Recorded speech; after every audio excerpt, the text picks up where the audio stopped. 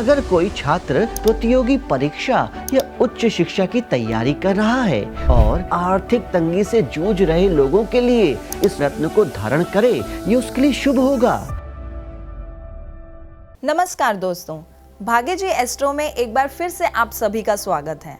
दोस्तों, भाग्य जी एस्ट्रो एक ऐसा प्रोग्राम है जो आपका ज्योतिष शास्त्र और रत्न शास्त्र के गूढ़ ज्ञान से परिचय कराता है।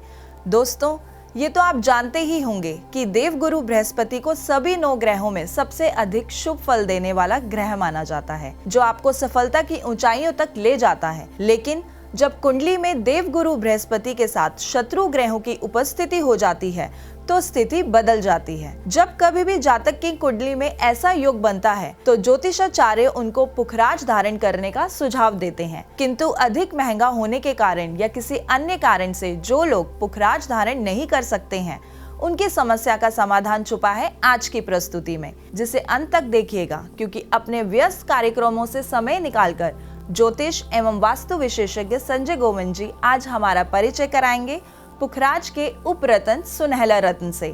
आपका स्वागत है संजय गोविंद जी। आपका बहुत बहुत धन्यवाद रुचि जी। साथ में हमारे दर्शकों का भी बहुत बहुत धन्यवाद हमें अपना भरपूर प्यार देने के लिए।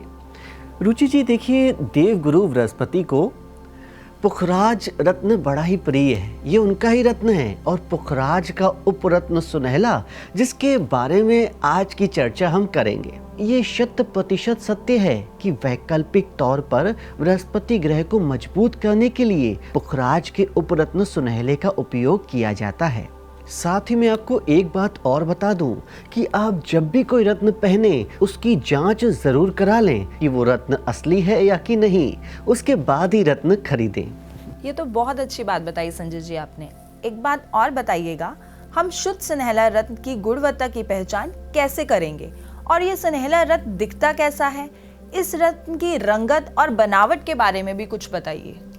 देखिए रुचि जी, पीले और भूरे रंग का, अर्थात सूर्य उदय होने पर दिखने वाले रंगों के समान देवगुरु बृहस्पति का ये रत्न पुखराज का उपरत्न सुनहला कई रंगों में मार्केट में बिकते हुए आपको दिख जाएगा, लेकिन सबसे ज्यादा इसे हल्के पीले पारदर्शी स्फटिक के रूप में पसंद किया जाता है।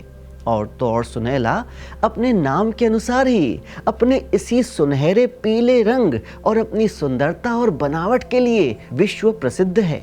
उत्तम क्वालिटी का सुनहला चमकीला, चिकना और स्पष्ट होता है। उस पर किसी प्रकार की कोई रेखा या धारियां नहीं होती हैं। मित्रों, ये जो सुनहला रत्न है, इसको अंग्रेजी में सिट्रिन स्टोन कहा जाता है, जो कि एक सेमी प्रेशियस रत्न है और क्वार्ट्ज मिनरल फैमिली से संबंध रखता है। परंतु एक बात का आपको विशेष ध्यान रखना होगा कि प्राकृतिक सुनहला की अपेक्षा कृत्रिम सुनहला बाजार में अत्यधिक मिलता है, जो कि आपको बिल्कुल ही असली सुनहला जैसा लगेगा। इसलिए हम आपको सलाह देते हैं कि किसी एक्सपर्ट से जांच कराकर या फिर किसी लैब से जांच किया हुआ सुनहला ही आपको खरीदना चाहिए, जिससे आपको पूर्ण लाभ की प्राप्ति हो।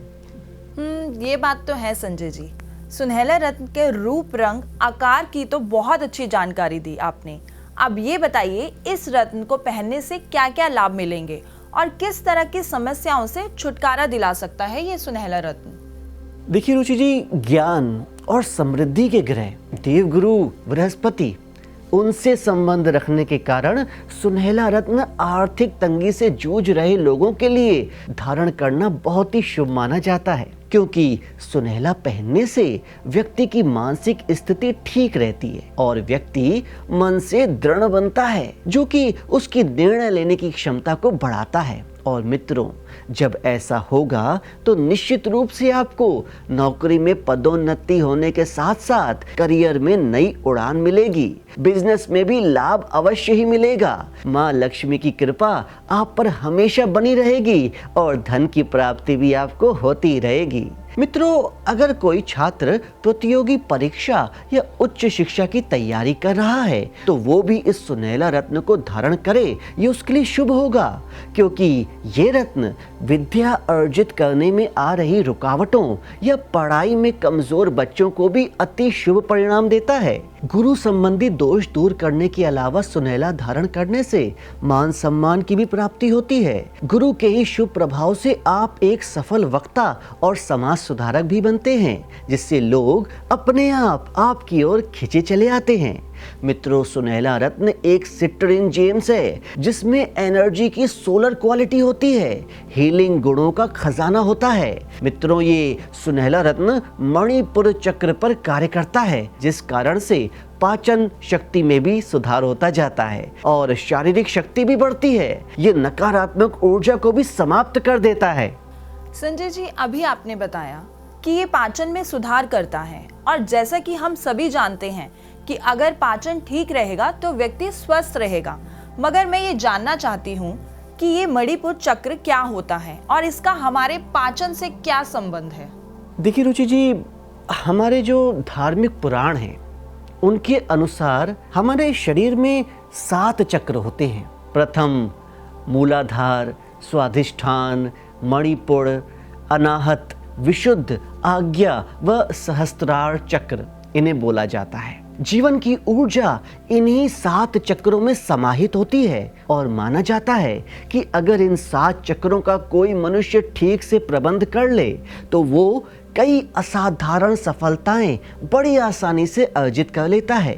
बात अगर मणिपुर चक्र की करें तो ये मनुष्य के नाभि के पीछे होता है, जो चयापचय और पाचन तंत्र अर्थात मेटाबॉलिज्म सिस्टम और डाइजेस्टिव सिस्टम से संबंधित एक चक्र है। और ये चक्र पाचन क्रिया में शरीर के खाद्य पदार्थों को ऊर्जा के रूप में रूपांतरित करने में महत्वपूर्ण भूमिका अदा करता है। धन्यवाद संजय जी इस अच्छी जानकारी के लिए। चलिए दर्शकों, वापस लौटते हैं आज के विषय पर और ये जानते हैं कि किन राशियों को सुनहला रत्न पहनना चाहिए और कम से कम कितने रत्ती का सुनहला धारण करना ठीक माना गया है। बहुत अच्छा सवाल पूछा है रुचि जी आपने। देखिए प्रिय दर्शकों, कम से कम 3 रत्ती का सुनहला धारण करने का परामर्श हमारे ज्योतिषियों द्वारा दिया जाता है और इसको हाथ की इंडेक्स फिंगर यानी कि सबसे पहली उंगली में पहनना शुभ माना जाता है। दोस्तों, वैदिक ज्योतिष के अनुसार सुनहला रत्न का संबंध गुरु ग्रह से होता है और ये धनु और मीन राशि पर अपना अधिपत्य रखता है। इसीलिए यह रत्न धनु और मीन राशि के जातकों के लिए अधिक लाभकारी भी होता है। और तो और यह धनु राशि के जातकों का बर्थ स्टोन यानी कि जन्म रत्न भी माना जाता है। इसके अलावा मेष राशि, कर्क राशि, सिंह राशि और वृश्चिक राशि के जातक भी सुनहला रत्न धारण कर सकते हैं। सुनहला रत्न को सोने, चांदी, अष्टधातु, प्लेटिनम और व्हाइट गोल्ड की अंगूठी में जड़वाकर आप पहन सकते हैं। प्रिय दर्शकों, सुनहला धारण करने के 1 माह के अंदर ही अपना प्रभाव दिखाना शुरू कर देता है, परंतु इसे धारण करने से पहले किसी योग्य ज्योतिषी को एक बार अपनी कुंडली जरूर दिखा लेनी चाहिए। आइए दोस्तों, अब संजय जी से ये भी जान लेते हैं कि सुनहला धारण करने की विधि क्या है। देखिए रुचि जी, रत्न चाहे कोई भी हो, उसको धारण करने से पहले उसका शुद्धिकरण करना बहुत ही जरूरी माना जाता है। और इसके लिए यानी कि शुद्धिकरण के लिए आप एक चीनी मिट्टी या फिर कांच की कटोरी लें। स्टील या जस्ते जैसी धातु का प्रयोग ना करें। इसके बाद 2-2 चम्मच शहद, दूध और गंगा जल का एक घोल बना लीजिए और फिर रत्न को उसमें रखकर किसी प्लेट से ढककर मंदिर या साफ जगह पर रख दीजिए। ये सब आपको शुक्ल पक्ष के 1 दिन पहले करना है। फिर शुक्ल पक्ष के दिन सूर्योदय से पहले उठकर स्नान करके सुनहला रत्न जड़ित अंगूठी को कटोरी से निकालकर गंगा जल से पवित्र कर लीजिए। फिर 5 अगरबत्ती देवगुरु बृहस्पति के नाम से जलाकर देवगुरु बृहस्पति से प्रार्थना रूपी ये विचार मन में कीजिए। हे देवगुरु बृहस्पति, मैं आपका सेवक। तत्पश्चात अपना नाम लीजिए। आपका आशीर्वाद पाने के लिए आपके प्रतिनिधि रत्न पुखराज के उपरत्न सुनहला को धारण कर रहा हूँ। कृपया अपना आशीर्वाद प्रदान करें।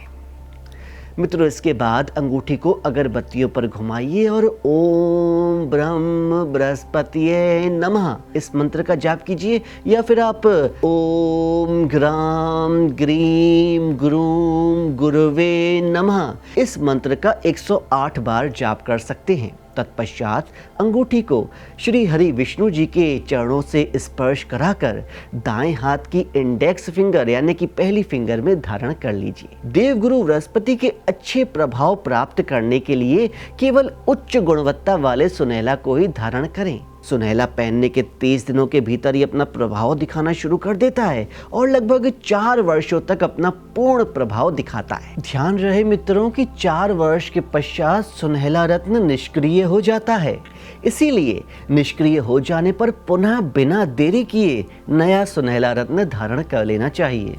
आपका बहुत बहुत धन्यवाद संजय जी, इतनी अच्छी जानकारी देने के लिए। तो मित्रों, अगर आप सुनहला रत्न धारण करने की सोच रहे हैं तो इन बातों का ध्यान रखें। मित्रों, आपको किसी राशि के बारे में किसी भी प्रकार की जानकारी चाहिए या किसी भी रत्न के बारे में कोई जानकारी चाहिए तो आप हमें कमेंट करके पूछ सकते हैं या फिर कॉल भी कर सकते हैं। देवगुरु बृहस्पति की कृपा आप पर बनी रहे और आपको जीवन में उन्नति मिले। धन्यवाद।